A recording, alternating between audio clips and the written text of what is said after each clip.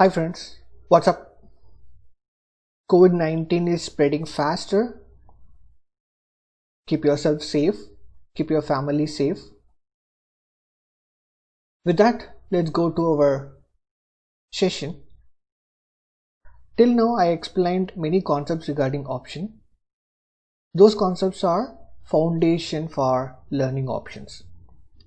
Make your foundation pretty stronger, because this is last but one video in this first set of option videos.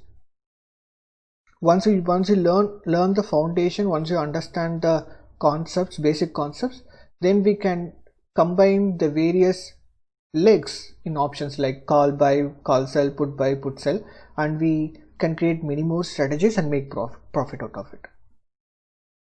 Alright, today we are going to learn about understanding options pricing. We have option price, that's the premium we pay when we buy a call, or when we sell a call, that's a premium we receive. What's the anatomy behind that price? What is the formula behind that price? How that price is derived? We need to understand that. There is, for the option price, it's a combination of intrinsic value and extrinsic value. So right now I'm going to explain about the call options chain. Once you understand call options chain, it's easy to understand the put option, which is the reverse of call option.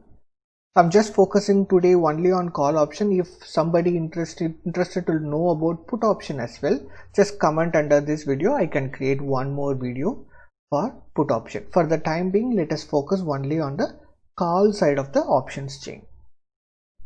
So here I have the options chain. These are the strikes, and this is the ask is the buying price, bid is the selling price, options price, and we have intrinsic value and extrinsic value. Right? So intrinsic plus extrinsic value creates the option price. Intrinsic plus extrinsic value is equal to $3.45. Alright.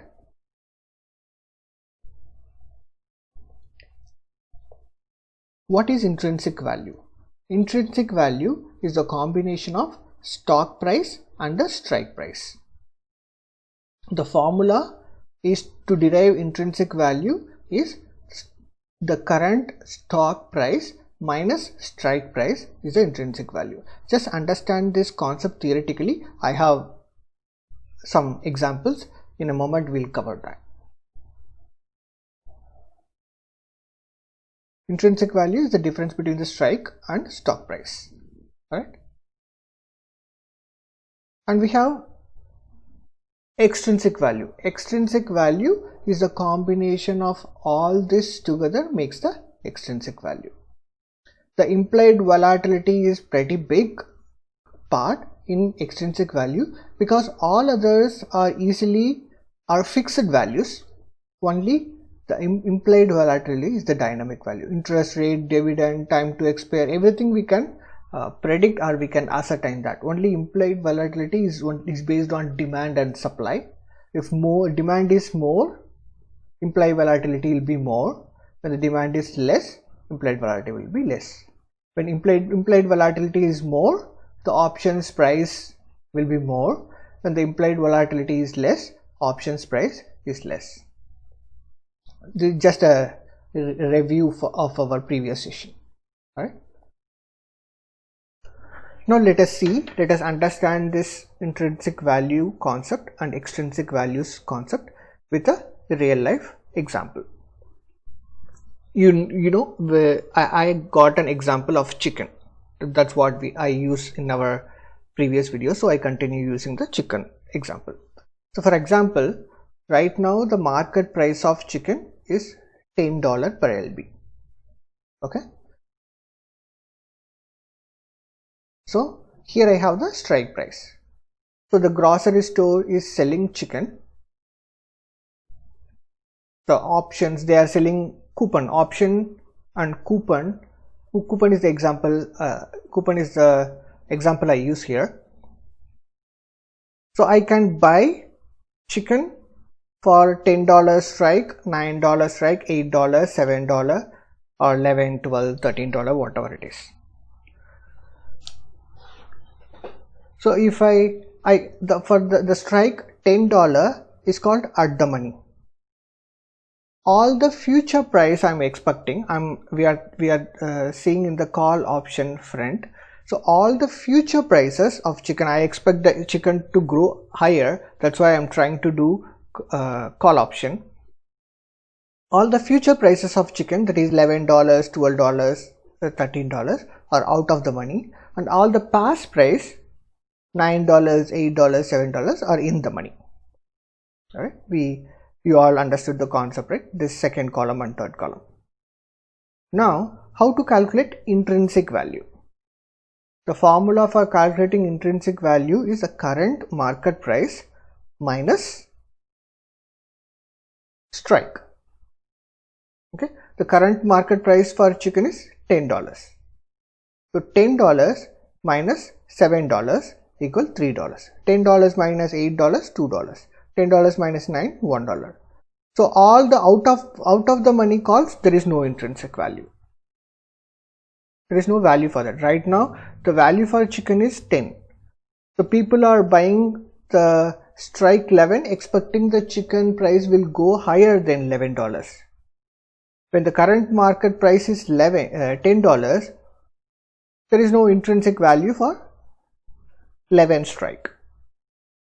Alright, so we have the extrinsic value as well. Extrinsic value, how we derive the extrinsic value?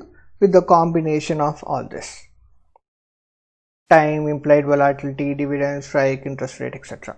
So I'm going to explain about each of this in my next video. But right now let us understand the options price is a combination of intrinsic plus extrinsic. This is extrinsic, excuse me. Alright, I mistakenly entered it as value. This is extrinsic value.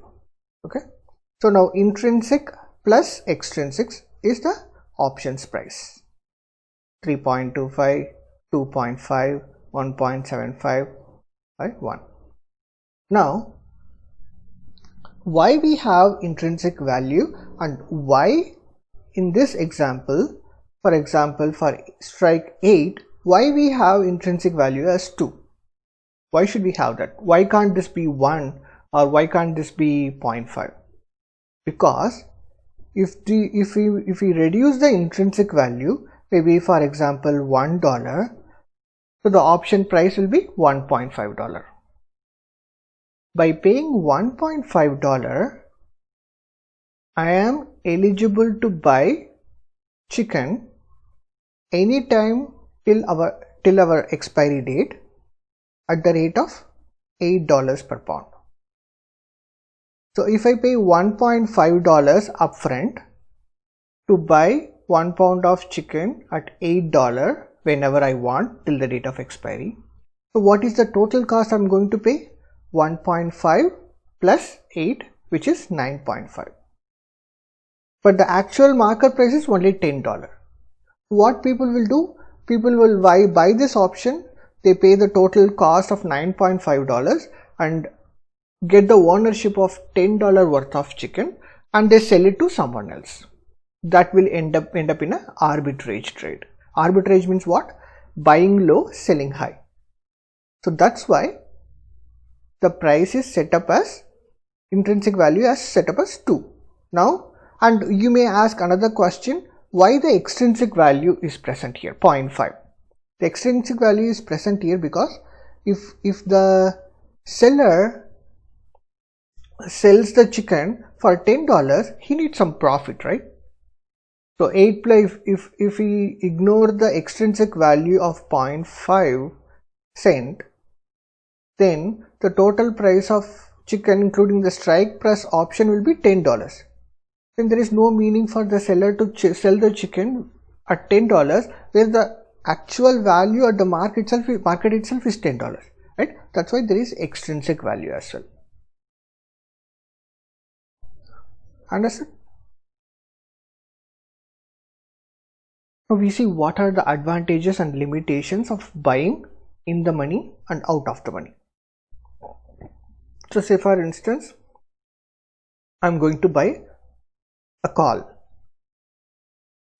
At what strike I should buy? I should buy it at the money or in the money or out of the money. What are the advantages and limitations?